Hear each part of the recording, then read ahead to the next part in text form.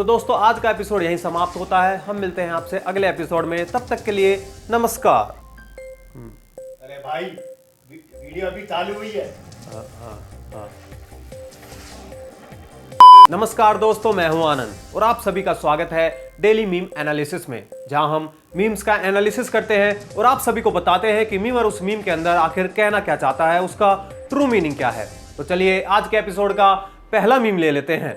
देखिए दोस्तों, यहां पर एक मीम है जिसमें टीचर कहती है कि जो टेस्ट है तुम्हारा वो कंफ्यूजिंग नहीं है, लेकिन जो टेस्ट होता है वो कुछ इस तरीके का होता है। यहाँ पर एक लड़की की पिक है, जेनिफर नाम की, जो 26 साल की है। वो कहती है कि मैं प्राउड मदर हूँ 3 बच्चों की, और मैं वर्जिन हूँ, और मुझे अपने हस्बैंड से प्यार है, और मैं लेस्बियन हूँ।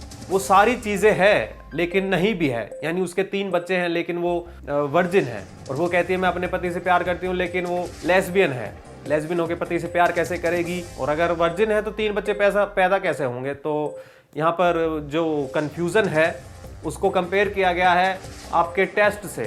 और टीचर कहती है कि कंफ्यूज भरा थोड़ी है ये टेस्ट, आसान है।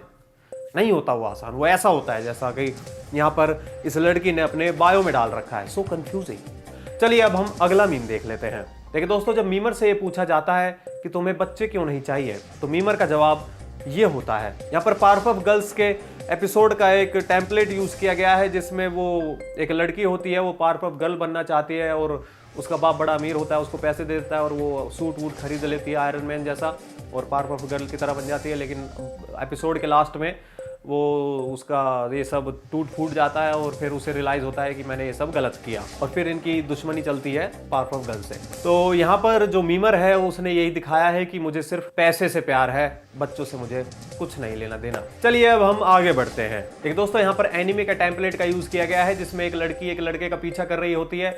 यहाँ पर जो लड़की है उसको दिखाया गया है क्रिश्चियन मिशनरीज, और जो लड़का है वो एक गरीब हिंदू है जो अपने काम से काम रखता है। लेकिन जो ईसाई मिशनरीज हैं वो हिंदू लड़के के पीछे लग जाती हैं और वो कहती है कि बस जीसस ही है जो तुम्हारा पार कर सकता है, नैया को पार कर सकता है। और वो उस लड़के के पीछे भागने लग जाती है, यानी हिंदू के पीछे। और फिर वो अपनी स्पीड बढ़ा लेती है और वो कहती है टेक दिस राइज थॉमस। और जो हिंदू लड़का है वो कहता है रमेश नाम है मेरा। इसका क्या मतलब है? इस मीम के अंदर यही दिखाया गया है कि ईसाई मिशनरीज जो होती हैं वो चावल के बदले हिंदू जो लोग होते हैं उनका धर्म परिवर्तन कर देते हैं। 1-1, 2-2 किलो चावल उनको दे दिए जाते हैं और उनसे उनका धर्म परिवर्तन करवा दिया जाता है, और कहा जाता है कि बस जीसस ही है जो आपकी नैया को, जीवन नैया को पार लगा सकते हैं। ये बहुत ही ढोंगबाजी चलती है गरीब इलाकों में। साउथ में ये हद से ज्यादा हुआ, और अब छत्तीसगढ़, मध्य प्रदेश, हरियाणा तक, पंजाब में भी ये सब इनके कारगुजारी चल रही है। तो यहाँ पर इस मीम में यही दिखाया गया है।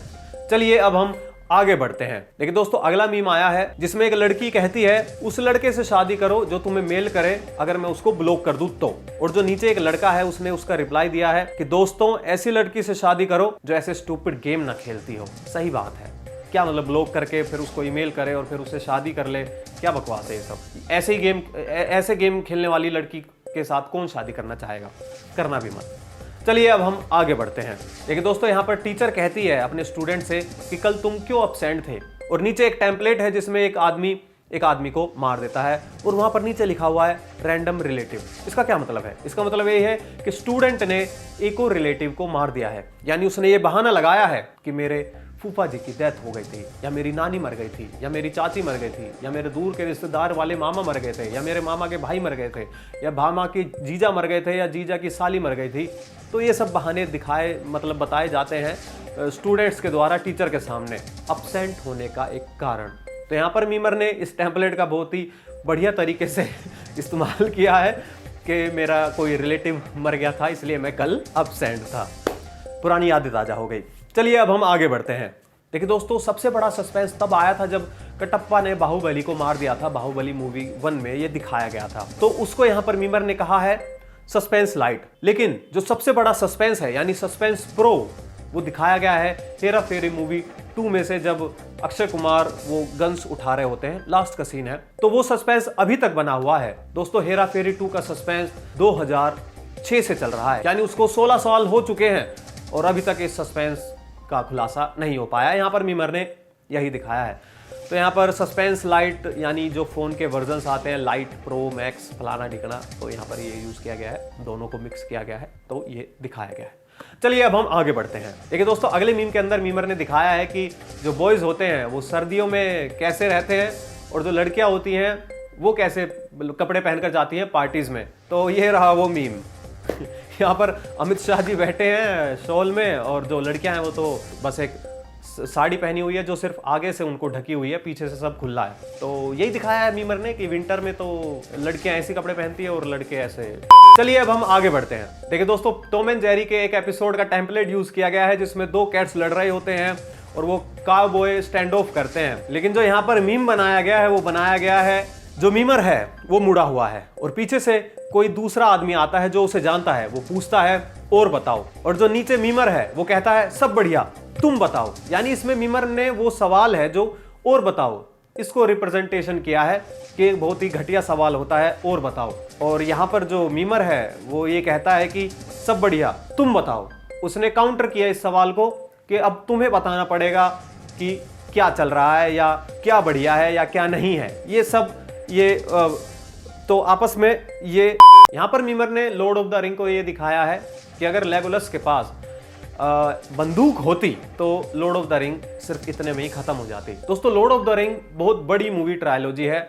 अगर हम उसको टोटल नापे तो वो 12 घंटे की निकलती है। तो उस 12 घंटे को रिप्रेजेंट किया गया है एक मोटी किताब में, और जो मोटी किताब है वो लॉर्ड ऑफ द रिंग है यहाँ पर मीम में। लेकिन इसमें यह दिखाया गया है कि अगर लेगोलस एक कैरेक्टर है लॉर्ड ऑफ द रिंग का, अगर उसके पास स्नाइपर होती तो वो जो लॉर्ड ऑफ द रिंग की मूवी है वो इतनी रह जाती, यानी 3 घंटे में वो खत्म हो जाती। ऐसा क्यों? लॉर्ड ऑफ द रिंग में लेगोलस के पास धनुष बाण होते हैं और लगभग कई सीनों के अंदर लेगोलस ये कहता रहता है कि मुझे यहाँ से निशाना नहीं मिल रहा है, आगे जाके निशाना मारता हूँ। तो आधी से ज्यादा कई इसमें सीन आते हैं लॉर्ड ऑफ द रिंग में जिसमें लेगोलस कहता है कि मुझे यहाँ से निशाना नहीं मिल रहा है, मुझे आगे जाना चाहिए, ओ निशाना मिस हो गया, या कई चीजें होती हैं। और उसका जो टाइम फ्रेम होता है वो भी बहुत ज्यादा होता है, तीर निकालना, फेंकना, फिर इतने और बहुत सारे लोग भी होते हैं वहाँ पे, कई क्रिएचर्स होते हैं। तो लेगोलस इन चीज में अगर वो वहाँ स्नाइपर होती तो जल्दी खत्म हो जाते सारे। ए भाई, हो गया। चलिए अब हम आगे बढ़ते हैं। देखिए दोस्तों, आशीष चंचलानी के कई मीम्स वायरल हुए जिसमें उसकी शक्ल जैसे कई लोगों को दिखाया गया। एक फुटबॉलर था, एक पेट्रोल पंप वाला था, तो ऐसे कई लोग मशहूर हुए जो आशीष चंचलानी की शक्ल जैसे दिखते हैं। ऐसे कई सेलिब्रिटीज हैं। तो यहाँ पर मीमर ने यह दिखाया है कि फटाफट एक आशीष पे मीम बनाओ तो तुरंत तुम्हें दूसरा आशीष दूंगा। और यहाँ पर जैक ब्लैक को दिखाया गया है। तो यहाँ पर मीमर ने यही दिखाया कि जैक ब्लैक भी आशीष चंचलानी की तरह दिखते हैं। और नीचे चुपके चुपके मूवी की टेम्पलेट का यूज किया गया है जिसमें ओमपुरी कह रहे होते हैं राजपाल यादव से कि ये लो और बाकी इन शक्लों पर मीम बनाओ आशीष चंचलानी के, बाकी मैं तुमको और देता हूं। यानी यहाँ पर जैक ब्लैक दिया गया है उनको यूज करने के लिए, मीमर्स को मीम बनाने के लिए। चलिए अब हम आगे बढ़ते हैं। दोस्तों, कई एपिसोड में हम आपको मीम डिकोड करने के लिए देते हैं, तो आज के एपिसोड में भी आपको एक मीम दिया जा रहा है डिकोड करने के लिए। अगर आप इसका सही जवाब देते हैं तो आपका नाम फीचर होगा नेक्स्ट वीडियो के अंदर एक धमाके के साथ। तो चलिए देख लेते हैं वो मीम जो आपको डिकोड करना है। अगर आप इस मीम का सही आंसर देते हैं तो आपका नाम फीचर होगा नेक्स्ट वीडियो के अंदर। तो दोस्तों, आज का एपिसोड यहीं समाप्त होता है। आपको ये एपिसोड कैसा लगा हमें कमेंट करके जरूर बताएं और हमारे चैनल को सब्सक्राइब करना बिल्कुल भी ना भूलें और साथ में जो दिया गया बेल आइकन है उसे भी दबा लें, क्योंकि आप हमारी जो आने वाली वीडियोस हैं वो देख सकें। और वीडियो को शेयर करो, ये अच्छी बात नहीं। वीडियो शेयर नहीं करते हैं और आप चाहते हैं कि हम रोज वीडियो भी बनाते रहें? नहीं, वीडियो तो शेयर करने पड़ेंगे। तो दोस्तों, वीडियो को शेयर करना बिल्कुल भी ना भूलें और कमेंट में बताएं कि आपको ये वीडियोस कैसी लग रही हैं। और जो मीम डिकोड करने के लिए देते हैं हम उनको डिकोड तो करें। चलिए हम आपसे मिलते हैं नेक्स्ट एपिसोड में। और सब्सक्राइब, नेक्स्ट एपिसोड में आने से पहले मैं आपको बता दूं कि हमारे चैनल को सब्सक्राइब कर लें आप जो भी देख रहे हैं, तभी हम आगे बढ़ेंगे। चलिए मिलते हैं आपसे नेक्स्ट एपिसोड में, तब तक के लिए नमस्कार।